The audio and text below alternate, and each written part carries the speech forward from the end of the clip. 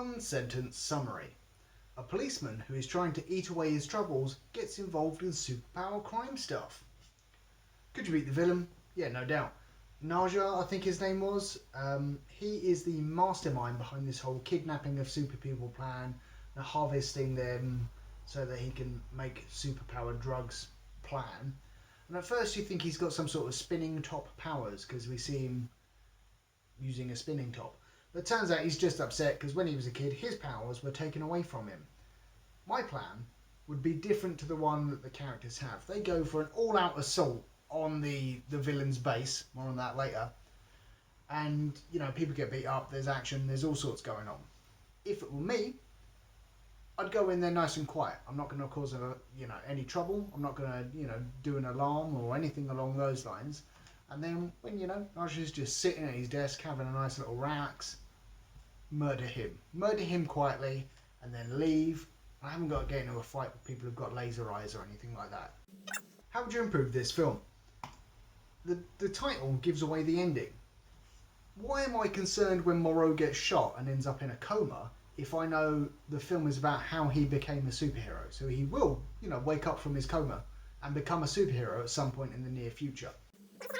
Moreau's cat respects him so little that it takes food directly from his cereal bowl, and I feel that is an attitude that everybody else in the film has, and he kind of deserves it. Who would win in a fight between someone who has fiery hands and someone who has lightning eyes? Because I think the girl who could shoot lightning from her eyes could take out the dude who was shooting fire from his hands. She could have been a hero. She could have saved her school, but she chose not to. Coward. Nobody who isn't related can have the same superpowers as someone else. So if you've got fire hands, for example, nobody else can have fire hands unless they're taking this drug that replicates your powers. That feels like the world is very limited on the number of superpowers they can have. Why is it that medical examiners in film and TV are always comically desensitized to death? It might be nice to see one who is going through the trauma of being new at their job and not dealing with dead bodies very well. But that's just me. I can't pin that on this film. One of the superpower characters in this film, he is running like stage shows, and his power is to temporarily make people blind. My question there is, how is he making any money? Who is paying to go and see a show where either they, in the audience, are temporarily blind, what you're paying to see, or he's putting one person up on stage, for example, like a hypnotist would, and he's telling that person, right, you're blind now. If I was in the audience and it was rubbish, he's probably just pulled out a patsy. But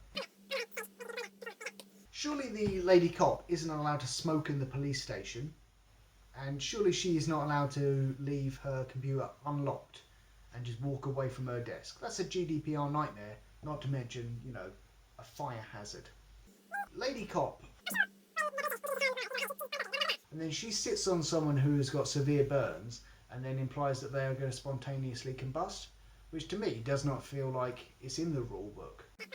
Moreau abuses a shopkeeper's good nature by taking like a whole armful of sweets when she says, oh man, thank you for saving my life. You can take something from the shop for free. She's got bills to pay and stuff, man. She's a shopkeeper. You're stealing from her, you bastard.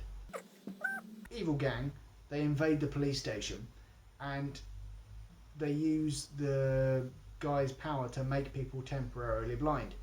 And for some reason, the lady cop, being blind, decides she's just going to basically hurl herself over this balcony, like mezzanine, in the police station. If you are temporarily blind, stand still. That's my advice to you. Do not go, whoa, there's a balcony behind me. Ah! Mental. Luckily, Moreau's got secret superpowers and she didn't, crack her skull open by falling 3 stories. Moreau gets shot in the chest and the bullets just levitate themselves out of him. So at that point, if he's not even conscious, is it really his superpower? Besides the point. I feel like he still would have bled to death before they had got him patched up, because maybe the bullets were holding some of the blood in. Don't know, not a doctor. The point is, basically as soon as he wakes up from his coma, having been shot in the chest, he's getting in fist fights. Again, I'm not a doctor, but I don't think that's how it works. Heroes cross an ethical line when they start listening to a therapist and her patients so that they can eventually find out, the evil guy's plan. But they listen to a good few, a good few people's therapy sessions, innocent people's, before they're like, oh well, we've cracked it, we've cracked the evil plan. Good lovely times. Bastards. Naja, his plan is something, but we know he's not just, selling the drugs for the hell of it. He's going to amass some money and then he's going to potentially do some research to get his powers back or something like that. His evil base is in what appears to be a disused office building. If it were me, I would advise him, look man, this looks like a really fancy office building, looks like a prime location, lots of nice gardens and stuff around maybe. Start renting this office building out. Get your money that way. You haven't got to be doing evil crimes. Then the film would have been slightly more boring, I suppose. Nobody knows Moreau has powers. And I think it said that he can't be a policeman if he's got superpowers as well. Why? Surely you'd want them to have superpowers. Basically what I'm saying is nobody knows Moreau has got powers. Apart from, we see in a flashback he discovered his powers when he was arresting someone. So what happened to that criminal he was arresting? Did he kill him to keep his silence? Did he say, well, I know you've done a crime, but I'll tell you what, I'll let you go if you don't tell anyone? What's going on? I don't know. If we had seen the police, so the bit I mentioned earlier where the kid with fire hands does a school shooting at his school, apart from its superpower, so it's less grim. If the police had absolutely, shot the crap out of that kid or something along those lines and been really brutal, I would have bought it when the film said, oh my god, if the police chief gets involved, this is going to turn into a bloodbath. So far, the police chief has seemed, he's a bit grumpy, but a reasonable fellow, so we have no reason to believe that him being involved would actually be a bad thing. There are too many expositional news sections in this film, and one of them describes the villains as shooting lasers from their eyes, when clearly they have lightning eyes. Lasers and lightning are not the same thing. And the public name Moreau's superhero identity Titan without knowing who he is or what he can do. So why would they do that? Why would they do that? It makes no sense to me.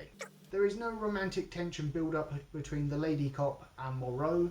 She says a nice thing about him when he's in a coma, but I didn't immediately think, yeah, these two are going to go suck and face now because she was nice to someone in a coma. But then at the end they're all like kissy kissy, romantic. No. The lady cop gives Moreau a superhero mask, a domino mask, that basically covers about as much of his face as these glasses. If he goes out, people are going to recognise him. What's the point of even wearing the mask at that point? Rating out of 5 beers. I don't think this film has a Wikipedia page, because I looked for it and I couldn't find it. That's not a good sign. And I watched this because it's French and it's good to learn different languages.